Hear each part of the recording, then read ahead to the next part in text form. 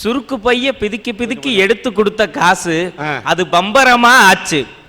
அது சுத்தி சுத்தி ஆடும் போது பாட்டி முகத்தை பாரு, அது பல்விழுந்த தேரு.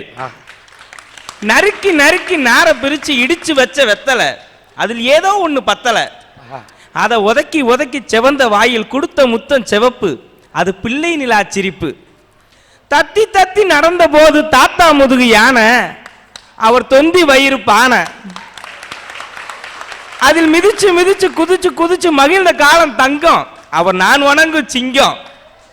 தப்பு நாங்க செஞ்ச போது புத்தி சொன்ன தாத்தா, அவர் புத்தனுக்கே ஆத்தா. அவர் சொல்லி சொல்லி கொடுத்த பாடம் கொஞ்சம் இல்ல ஐயா, நான் சொன்னதெல்லாம் பொய்யா. ஐயா, அன்னையும் பிதாவும் முன்னேறி தெய்வம்னு சொல்றோம்.